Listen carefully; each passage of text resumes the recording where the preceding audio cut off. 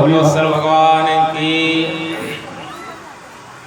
बहुत सौभाग्य की बात है, नेहा पांडे जी पधारी हैं व्यासपीठ से। आपका बहुत स्वागत, सादर प्रणाम। आप भी भागवत वक्ता हैं। सुना था मैं नेहा पांडे जी रहती हैं, लोकेश भाई बताए थे, और मैं 4 दिन हो गए, 4 दिन से सोच रहा था नेहा पांडे जी आई नहीं अभी तक।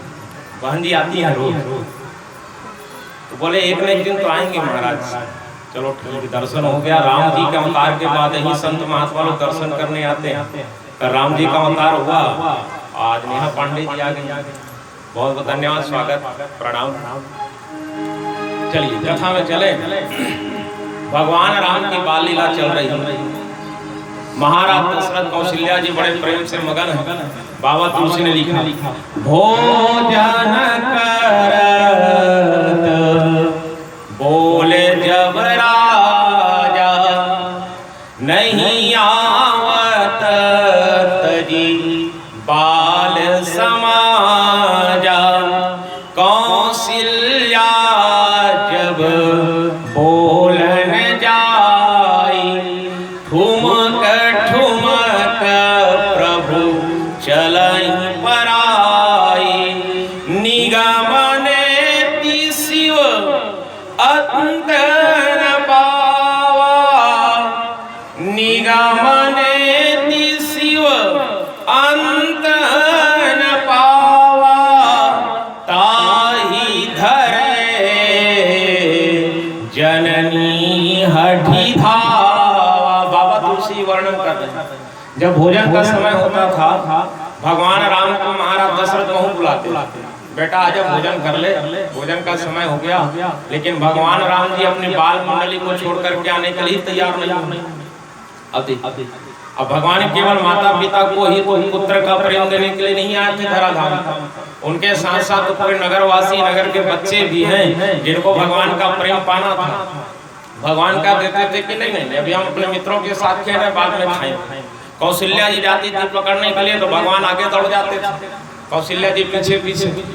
कौशल्या जी थकती थी तो महाराज दशरथ चले जाते थे। इनके कारण भगवान को पकड़ लिए और पकड़ करके लाते थे। भगवान राम जी को गोद में बैठा करके महाराज दशरथ भोजन कराते और भोजन कराते हैं, बढ़िया प्रेम से भोजन कराए। लेकिन जैसे ही महाराज दशरथ की निगाहें राम से हट करके भोजन में ज्यादा लग जाती थी, भगवान राम गोद से उठ करके भाग जाते, गोदी से उठ जाते भगवान राम। देखो इसका भाव ये है भाई भाव कि जब आप ईश्वर को भोजन कराएं तो ईश्वर की ओर ही ध्यान रहना चाहिए जीव का। दशरथ जीव है, उनकी गोद में बैठा है कौन? निर्गुण ब्रह्म भगवान बैठे हुए, और जिसकी गोद में भगवान बैठ गया और भगवान समीप में है, लेकिन आदमी का भाव कहाँ जा रहा है? भोजन की। भगवान को ना देख करके भोजन में ज्यादा निगाह डालोगे तो भगवान तो भागेंगे ही ना। अब वो तो कहेगा कि वाह पिताजी मेरे को गोद में बैठा दिए और भोजन पर ही ध्यान लगा के बैठे हो, भोजन मुझको भी करा दो थोड़ी बहुत।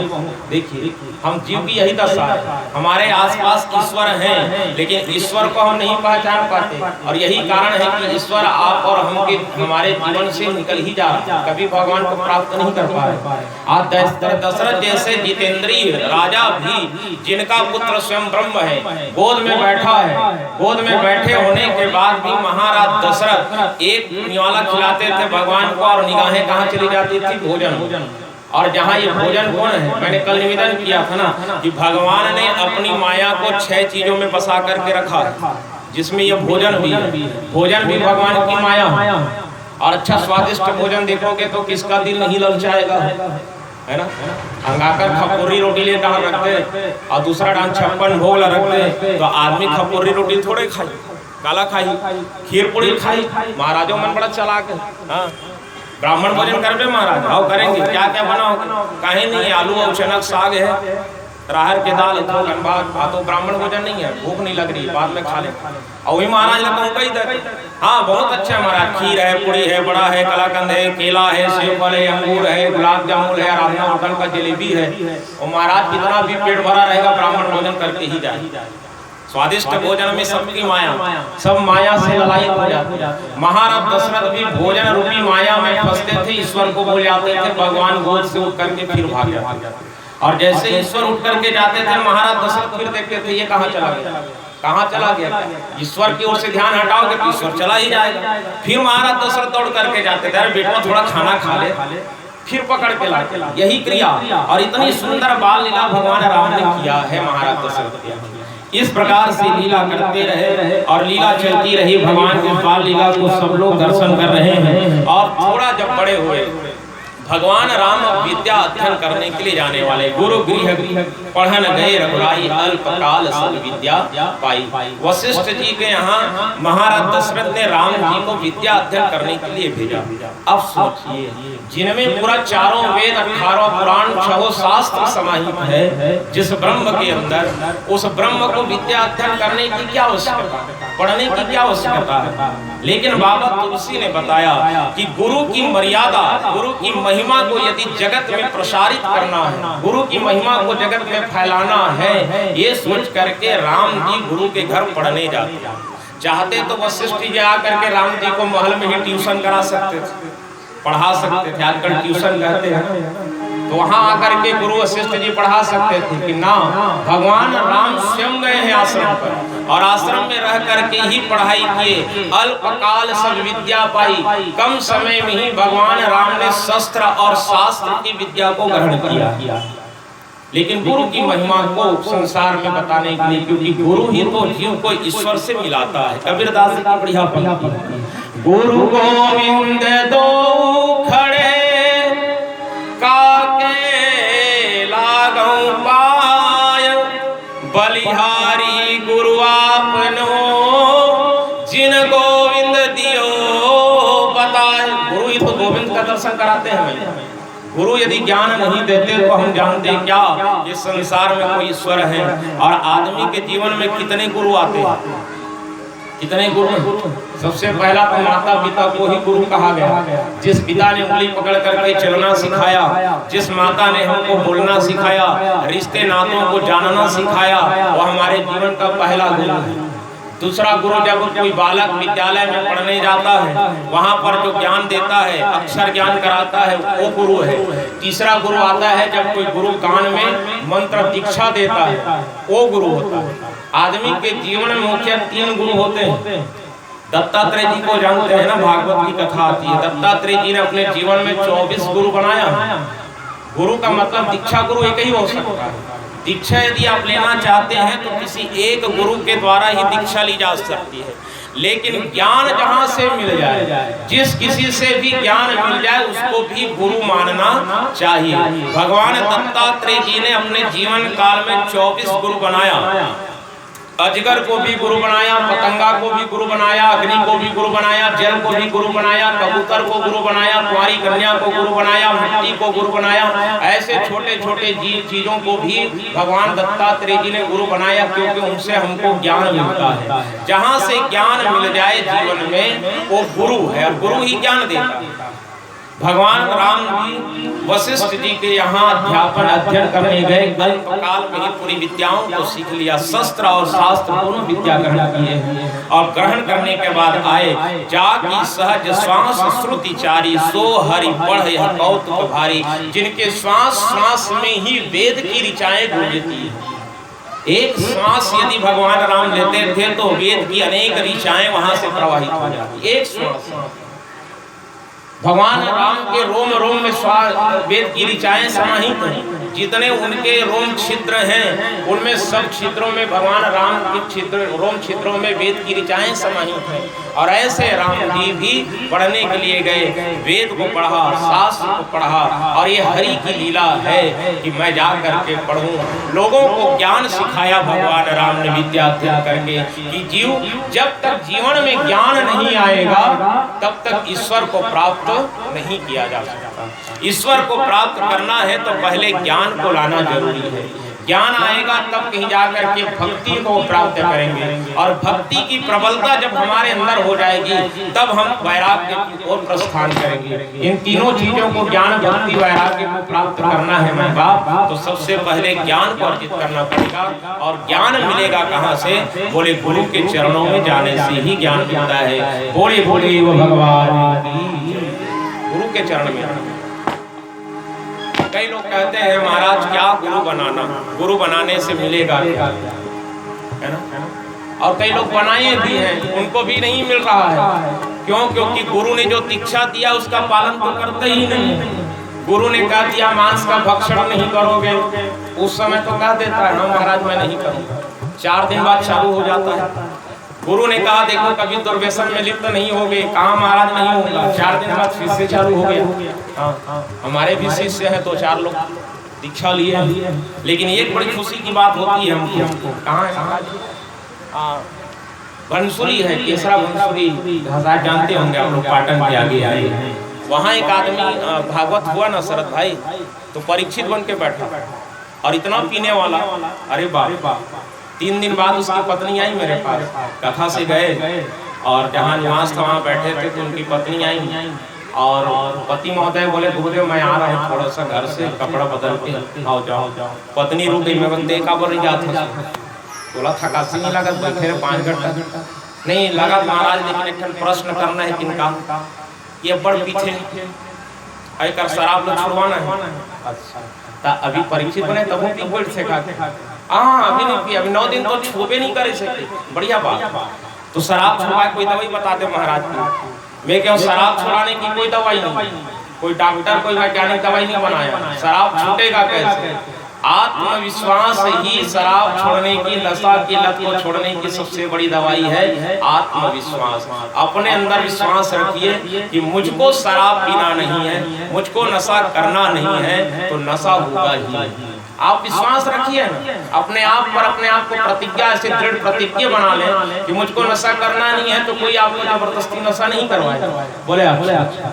शाम को आदमी आया, मैं बोला यार बहुत पीते हो, सुना कहाँ महाराज? मैं बहुत जगह गया, ब्यास भी गया था, राधा स्वामी वाला ब्यास। अच्छा वहाँ गए थे, छूट गया, 15 दिन छोड़े रहे हमारा। अब 15 दिन के बाद समझिए स्थान फिर जमा दे। और कहाँ गया? गायत्री परिवार से भी जुड़ा हमारा नहीं छूटा। मैं बोला गुरु बनाए हो जिंदगी में कभी किसी को? नहीं बनाए महाराज।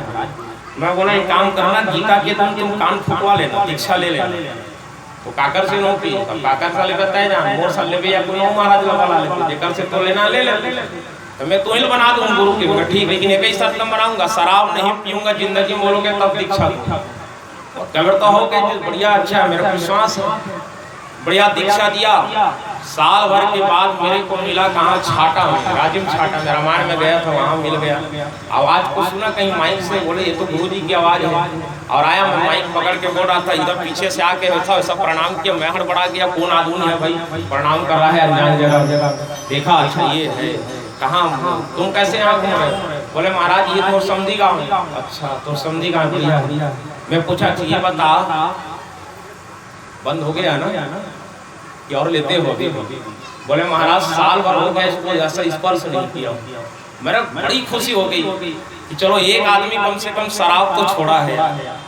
मैं बोला मेरा जीवन धन्य हो गया भाई, तुम्हारे गांव में भागवत पढ़ के कम से कम तुमने तो शराब छोड़ दिया, और कभी नहीं पियोगे ना? बोले नहीं पीता मैं। आज भी वो आदमी शराब का सेवन नहीं करता, नशा नहीं करता। तो जो दीक्षा लेता है, उस दीक्षा लेने के बाद यदि भाव से गुरु की कहे हुई बातों को स्वीकार कर ले मैं बाप, तो कितना भी नशा करने वाला आदमी क्यों ना हो, उसके जीवन में कभी नशा हावी होने वाली नहीं है। श्रद्धा की बात है, गुरु के चरणों के ऊपर श्रद्धा।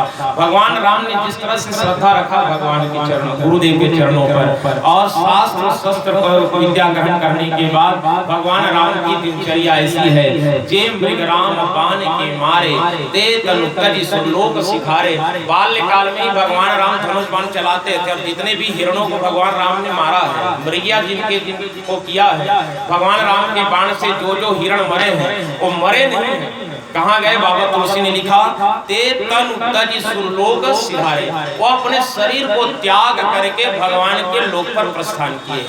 जो जीव भगवान के हाथों मरेगा वो मरता नहीं है, वो तरता है। ठीक यही भाव मारीच के हृदय में भी आया जब रावण ने डराया, धमकाया, यदि तुम सीता को हरण करने में मेरी मदद नहीं करोगे तो चंद्रहास खड्ग से तुम्हारी हत्या कर दूंगा।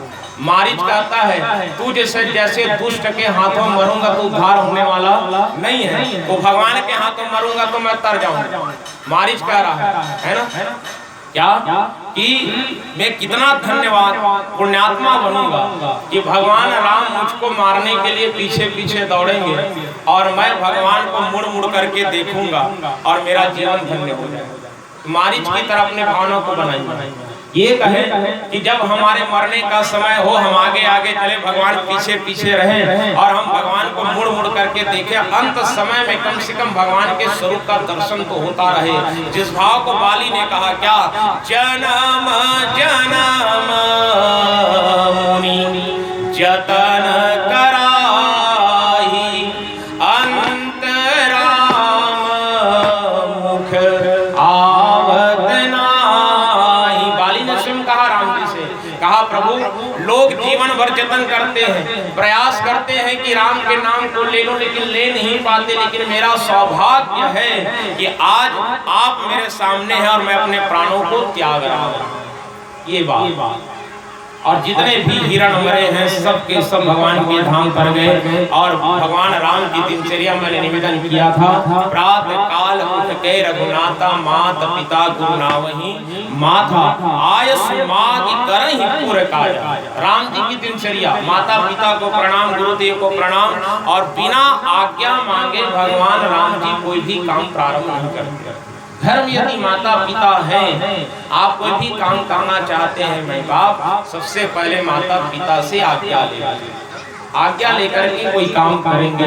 बड़े बुजुर्गों का आज्ञा, बड़े बुजुर्गों का आशीर्वाद मिल जाता है तो काम बड़ी सरलता से संपन्न होता है। राम जी की दिनचर्या चल रही है। ऐसे चलते चलते एक समय की बात, विश्वामित्र का आगमन हुआ है अयोध्या में। गाधी तनय मन चिंता व्यापी हरि बिन मरहि न निशिचर पापी। तब मुनि पर मना कीन विचारा प्रभु अवतरे हरण मही भारा। गाधी तनय, विश्वामित्र जी को गाधी तनय कहा जाता है। राजा गाधी का पुत्र है विश्वामित्र जी।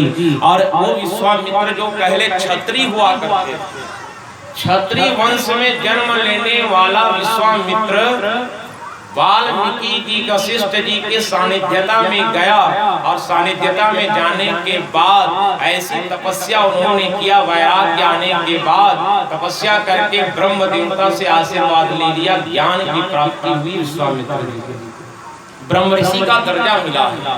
और वही विश्वामित्र जी एक दिन मन में विचार कर रहे हैं, जंगल में आश्रम है, लेकिन वहां पर जब यज्ञ करते हैं तो ताड़का, सुबाहु और मारीच ये तीन दैत्य हैं जो यज्ञ को संपन्न होने नहीं देते, विध्वंस कर देते।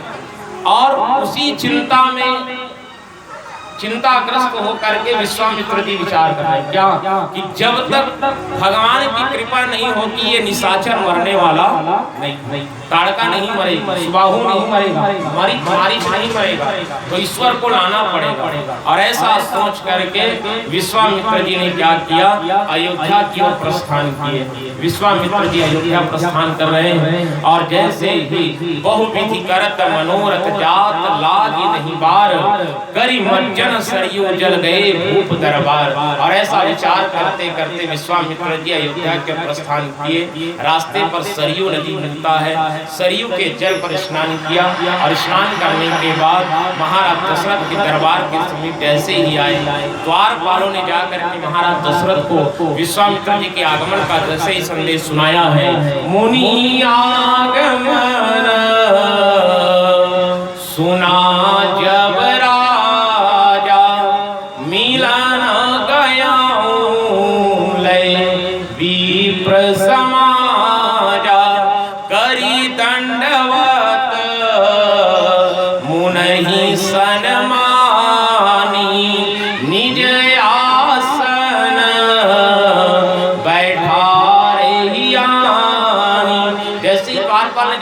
बताया, कहा महाराज दरवाजे पर कौन आया है? गाधी सूत विश्वामित्र जी आए हुए।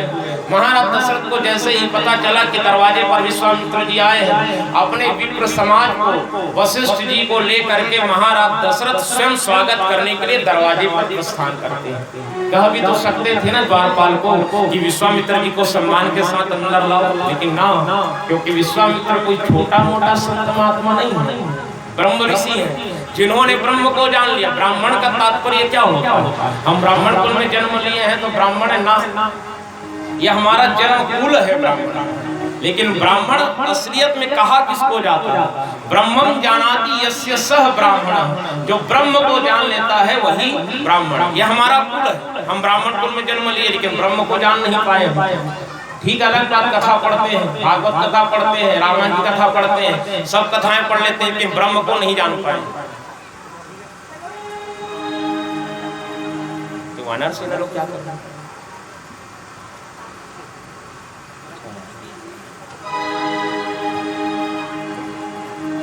अच्छा, वानर सेना लोग आपके साथ आए।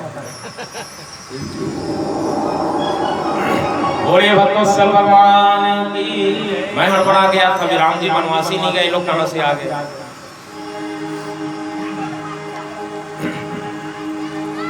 गोविंद जय जय गोपाल जय जय, गोविंद जय जय